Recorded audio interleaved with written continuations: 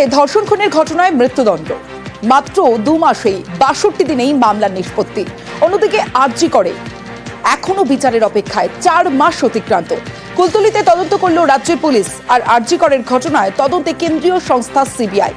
আরজি করে দ্রুত বিচারের দাবিতে ফের আন্দোলনের হুঁশিয়ারি দিয়েছেন নিহত চিকিৎসকের বাবা।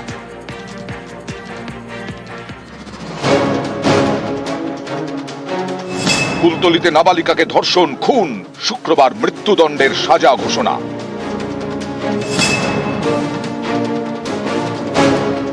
কুলতলিতে তদন্ত করেছে রাজ্য পুলিশ, আরজি করের তদন্তে সিবিআই। কুলতলিতে 62 দিনে সাজা ঘোষণা, আরজি কর এখনো বিচারের অপেক্ষায়। তদন্তই ঠিক মতন হয়নি, বিচার তো এখন অনেক দূরের ব্যাপার।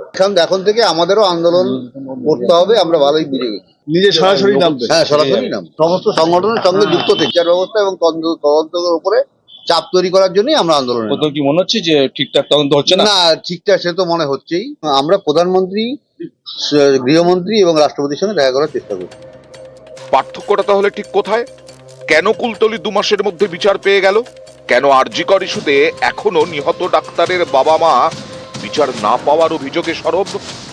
কারোর উপর কোনো কোনো রকম কোনো সন্দেহ বা এগুলো না দিয়ে যদি তার ইনভেস্টিগেশনটা ঠিক করে করতে দেওয়া হয়, এবং যদি ইনভেস্টিগেশন নিয়ে ছেড়ছাড় বা এই জিনিসগুলো না হয়, তাহলে সার্কামস্ট্যান্সিয়াল এভিডেন্সের মাধ্যমে, যেটা আমরা বারবার বলে এসেছি, খুব সুবিধা হয় প্রসিকিউটরের কেসটাকে দাঁড় করাতে। মানে ঘটনার আগে যদি 1000 রকম গল্প বাজারে ফ্লোট হয়ে যায় এবং সেইগুলো যদি কখনো কোনোভাবে কোর্টে চলে আসে, তাহলে কিন্তু এভিডেন্সটা কিন্তু নড়ে যেতে পারে। ধৈর্য রেখে, বিশ্বাস রেখে বাড়ির লোককে এগোতে হবে, যেটা কুলতলি মামলায় ওর বাড়ির লোক করেছে, এবং আমার মনে হয় তারা এই জন্য রেজাল্ট পেয়েছে।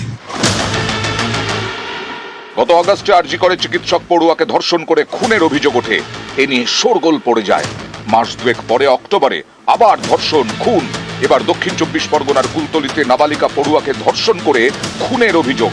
আরজি কর নিয়ে আন্দোলনের আবহে এই ঘটনা ঘিরেও তোলপাড় শুরু হয়। কুলতলিতে গত 4 অক্টোবর রাতে ক্লাস 4-এর পড়ুয়ার ক্ষতবিক্ষত দেহ উদ্ধার হয়। দেহ উদ্ধারের আগেই অভিযুক্ত মোস্তাকিন সর্দারকে গ্রেফতার করা হয়।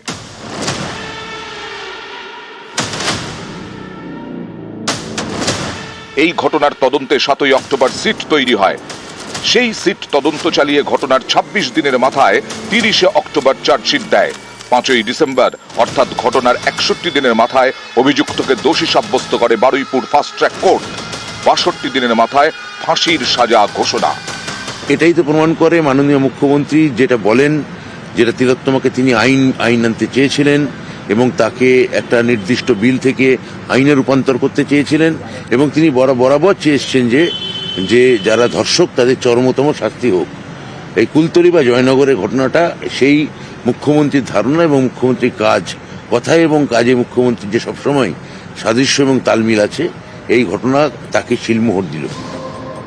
2 মাসের মধ্যে বিচার পেল কুলতলি, এখনো বিচারের অপেক্ষায় আরজি কর।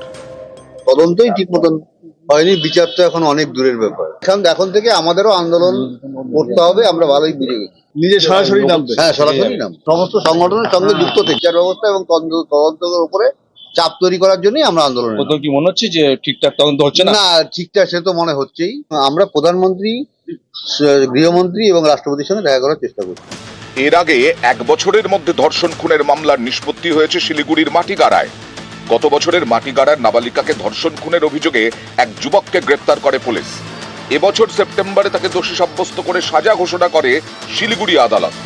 নিউজ 18 বাংলা।